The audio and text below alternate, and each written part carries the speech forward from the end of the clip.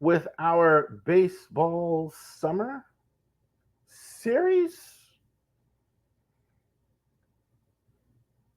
Put me in cold. I'm ready to play.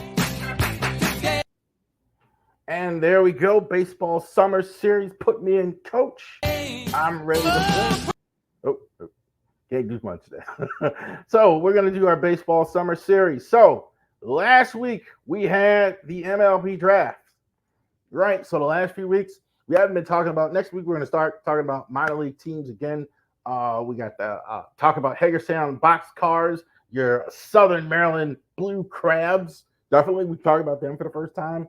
We're going to talk about Frederick Keys. We're going to talk about all those minor league teams, a little bit the independence of minor league baseball in the Maryland area. So definitely check that out. But we're going to talk about the Orioles this week again, the prospects. So now that we've had the draft, we had Orioles. I really did like their draft picks last week. Two guys I really had an eye on came to the Orioles. So absolutely great for the Orioles. And now, who is now the top 10, my top 10 list, Orioles prospect list 2024, the new Orioles top 10 prospect list. These guys didn't make the top 10, but they are worth mentioning as well. Jud Fabian barely missed it. Jud Fabian, I think, has kind of just been a guy, see how he does. He's kind of worked his way through the minors. He's one of these guys that might be a really good major leaguer. Only thing is, not really a place for him to go. But you look at it, you look what he's done in Delmarva, you look what he's done now in Bowie, you look what he's been doing. He's definitely worked his way into good position to be a solid major league player. All good, all around game. Kind of reminds me of Austin Hayes as well. Griffo Farrell, Dustin Pedroia vibes when I seen him. There are some guys who hit the baseball really well without power. A lot of guys, when you say, well, he's not a home runner here, he does. This guy drives the ball. There is a difference between a guy, even if he's not a home run hitter, who kind of is a slap hitter or he gets a home. This guy drives the ball, wrenches the ball into the outfield. Really good hitter, does everything well. I mean, I think he's the only of the five tools that he doesn't have. Run, hit for power, catch, throw. He's got four of the five. The only thing he really doesn't have is hit for power. Definitely at Virginia. Definitely very, very good at Virginia. Definitely very impressive. I absolutely think the Orioles got a very good second round pick here, Griff Farrell. But again, 2027, be a while. And where does he play? Packed Orioles system. Creed Williams. I love Creed Williams. Still nowhere at. I have 2025. I don't even think it's the whole 2025 season at the end. But I tell you what, getting better. Definitely getting there. I don't know if he's a catcher, but Schwarber vibes. Definitely can hit. Definitely lost a lot of weight. Definitely been good again this year in the minors. So definitely he's a guy that we want to keep an eye on. Luis Amenia. So he's definitely a guy. One of the biggest contracts the Orioles ever spent. $2.3 million. That's a franchise record. Hasn't really gone particularly well for him in the minors yet. So he's still struggling, but he's still very, very young, 17 years old, at the Florida Complex League this year out of the Dominican. So keep an eye on that. Braylon Tarva, kind of the same, a little bit older. Orioles spent a lot of money on him. Still hasn't hit the Mendoza line yet, 149, but definitely the tools are absolutely there. So definitely keep an eye on those guys there as far as going forward. All right, who's in the top 10? Number 10, Vance Honeycutt. Yep, I'm going to put him in the top 10 right away. I think this guy's athleticism is outstanding. He's a very good defensive player, very good in the outfielder. And I do like guys who are on good college teams that really, I think, advances a prospect sometimes. It's so big of a difference between a high school prospect. Really takes a while. Really a guy who plays well in college, I think, advances a prospect. 2026, I'm going to be kind. Let's see how he does the rest of this year. I think he does spend a whole season in the minors, but I don't think he spends that long in the minors. So many people worried about the swing and miss stuff. Strike out. Stop it. Stop it. Stop it. Don't care if he strikes out. Definitely some guys do not need to have Clay Christian to be good hitters in the majors. He might level contact, strike out more. We'll see. But all the other tools are terrific. Vance Honeycutt, absolutely. Chase McDermott, little surprised we didn't see him instead of Povich. I think we may see him. I think we may see him at some point this year. See how the trade deadline looks. But Chance McDermott, I think he was only a hair behind Povich as far as prospects. Okay, do want to mention this in prospects. I did not include prospects here. If you're looking at prospect list, guys who are already on the team, right? So Kerstead and Povich aren't here because they're already in the majors. So I took them out. Okay, so just keep that in mind as well. Max Horvath, I think, is pretty good. I had Max Wagner here. I think they're kind of cut from the same cloth, but he's outperformed Wagner. I think definitely power hitting third baseman. Again, really good college baseball player. Definitely a guy showing it in the minors. 2026, I think it's possible next year. I think 2026 more because, again, how good the system is as well. Jackson Burmester coming around. I've always liked him. I thought it was a bit of a steal when they took him last year. He's got, it's weird, not the super hard blazing fastball that everybody wants, but he's got good pitching tools. You can see it. He's a guy, he can mix his pitches. He does different things, whatever. He just needs better control more consistently. I think he can do it. I absolutely think this guy with the tools, he definitely could be a really strong reliever, but I think he definitely can be a starter. I definitely would try him as a starter, see how he does as a starter. But definitely as a guy, you're seeing a lot of these young pitchers, 3-4 pitches. Definitely he's a guy who can throw 4 pitches consistently. Burmester, I think, is I like him as the best pitching prospect in the system. Dylan Beavers. I like Dylan Beavers. I think he's definitely blocked. I think he could be in the trade bait. I think somebody who gets Dylan Beavers and trades for him could be getting a guy who could be a center fielder for many years. Great speed. I think he's a good hitter. Not a home run hitting prospect. I don't see that. Some pop in his bat, but I definitely think Beavers is definitely good for the long haul. Ricky Benfield, definitely moving up. Number 5, number 1 draft pick last year. Now he's at number 5 as advertised. Average in the minors, I like to see it be a little bit more, but that's it. Definitely great speed, runs the ball well, runs the bases well, has all the tools. Definitely he's going to be a center fielder. See a lot of Kenny Lofton in him, a guy who can run the bases, going to get a lot of steals for you, ready to play center field right away for you. Average, I like to see it a little bit higher. That's why he's not higher on the list. He's been hitting around 250, 260. But again, definitely major league stuff here level. Connor Norby probably be on the majors on a different team. I think the issue is he's been blocked. He kind of had a cup of coffee earlier. I think they wasn't going to stay anyway. They want to keep getting him at bats in the minors. Definitely, I think he could be showcased on a trade here coming up at the deadline. I think whoever gets Connor Norby, he might be a guy if you need a second baseman or if you need somebody in left field, you could play right away. Kobe Mayo is back from the injury, killing the game. I think Mayo is going to be the third baseman of the future for the Orioles. I don't know if he's even on the table. It'll be interesting. I think Crochet or Tyler Anderson might be the only one in play if it's going to be Kobe Mayo. I don't even know about Tyler. I would say Crochet and maybe Tarek Subel.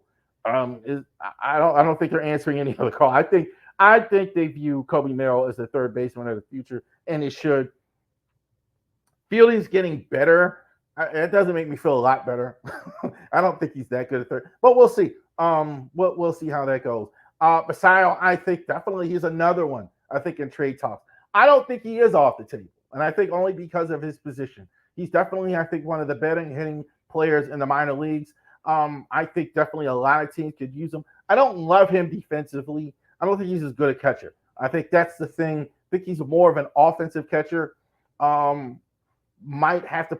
I don't even know if you have to play him in another position, But I tell you, with the pitch clock and everything, that's the only concern I have with him. His bat speed is sick.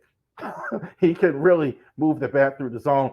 And yes, Jackson Holiday is still the number one prospect for the Orioles. I have him at short. Some people want to move him to center field. What I don't think it matters. I think with his athleticism, he can play a variety of different positions. I could put him. I'm fine with him at third. Fine with him at short. Fine with him at second. I think you're kind of wasting him. I think shortstop would be like where I would see him, but he may have to move to a different position. There you go. The MLB prospect list for the Orioles top 10. This is still a very strong system, and they even strengthened it even more what they just did in the MLB draft earlier this week. So definitely the Orioles farm system. They're actually now in a position near the trade deadline. Now that they're actually able to go ahead and move some players near the trade deadline. So definitely keep that in mind. Or if you decide not to trade players or you keep them, hey, it's a win-win when you have these type of offensive prospects. Orioles Report. All right. So on break, Orioles have met the All-Star break. Shout out to Gunnar Henderson in the home run derby. Shout out to Corbin Burns, the All-Star game as well. So we didn't have a whole bunch of games. Orioles did lose 2 of 3 to the Yankees. We did go over the game on Sunday, so definitely check that video out. We kind of broke it down there as well. Lost 2 of 3, but the one win did keep you in first place in the American League East. So how about that? So definitely keep that in mind. No other games because obviously you have the All-Star break as well. Who was hot before the break? Mountie, I think, was hard to find offensive players. And frankly, a lot of them are struggling. Mountie, I think, as well. I think Mountie's hitting well. He's just not hitting for power, which is what we want. He's hitting those things on the warning track in the Camden Yards before they move those fences back. Seen it several times. Those have been home runs. He is more affected by moving the fences back than anybody. Seen it too many times. He's hitting that ball, and now that's 390, and now he can't hit a home run. Now those things are getting called on the warning track where they would have went over the fence. So he's probably more affected by anybody. Jacob Webb's been really good all year. Santander, I put him in the hot category, but like I said, not as good. A lot of these guys on offense, that's the problem why they lost so many games there because no offense. Adley, this is first time I've ever had him in this category. Scuffling a bit. I think even Sunday he got the walk, but this is about as bad as I've seen him as far as at the plate. I definitely believe he'll turn it around, but definitely got to call it like it is. I mean, definitely not hitting a lot. Same with Westberg. Westberg, I think this is as cold as he's been all season. I think this is not an accident with Westberg and Adley in this category. This is why you're scoring a lot less runs. Same with O'Hearn. O'Hearn not as good lately. So there you go. O'Hearn, Westberg, not as hot. This is why you're struggling on offense as well. Bench is cleared. Heston Kjerstad was hit in the head by Clay Holmes in the 9th inning with 1 out. Oh, wow. I almost, man. Went out in the 9th inning by Clay Holmes. Bench is cleared. Orioles manager Brandon Hyde, was walking away, exchanged some words with the New York Yankee dugout at one point. Hyde, who was carrying Kjerstad helmet, walking towards the Yankees dugout, and Orioles announced that Heston Kjerstad was placed on the 7-day injured list, battling injuries. So Friday's game. So Heston Kjerstad was hit in the head by Clay Holmes. A lot of people believe that it was an accident. Maybe it was. I don't know. Having perspective and looking back on it now, maybe it was. Only reason I may say that is the situation. How much did it benefit them to in that situation? I mean, you're about to win the game at that point, right? So maybe it was. You never know with the Yankees, though. I mean, they always doing this type of foolishness. But maybe it was.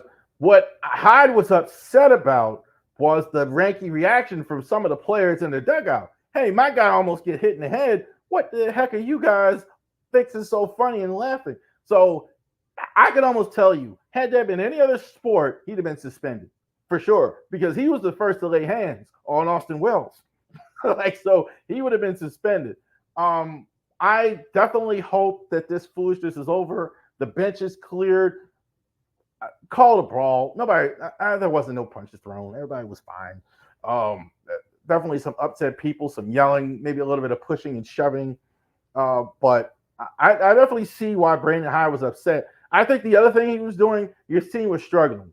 He was trying to light a fire under his team as well. So maybe it works Sunday, but definitely a lot of foolishness with the Yankees, man. Man. Orioles purchased the contract of Vinny Notra.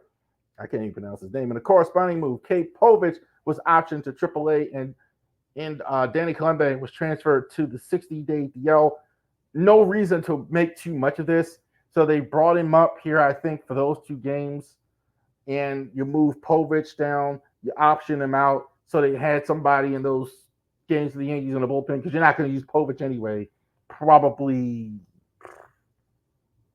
you got game Friday, Saturday, maybe until Monday or Tuesday. So, get an extra arm in there while you're waiting for Povich's next start. Povich, I think, was good enough to stay with his last start.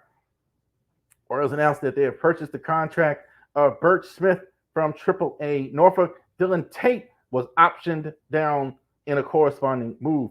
Not a lot of confidence in Dylan Tate. You could kind of see Brandon Hyde all year kind of treading lightly with Dylan Tate.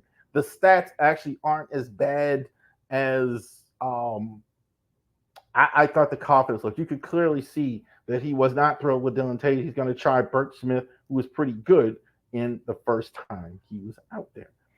Corbin Burns was the starter. Shout out. We watched it as the starter for the All-Star team. So it's a cool thing to have the Orioles starting the All-Star game. Gunnar Henderson bowed out early in the first round of the Home Run Derby Monday night, hitting 11 home runs, failing in advance past the first round. Cool that he was there.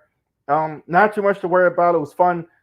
Says a lot about Burns that what they think of him, had him go against Paul Skeens, one of the top pitchers. I think definitely he's a Cy Young candidate as well. Let's see if we can get Tarek Subel, right? Another Cy Young candidate. How good would the rotation be with those 2 guys on the roster? This week, when we start back up on Friday, Rangers and Marlins. After that, little bit of a breather. Like this, from these Yankee series and everything, they got a bit of a rest. They're going to go on the road here. 2 teams not really good. Rangers last year knocked them out of the playoffs, so I'm sure they'll be motivated to get that.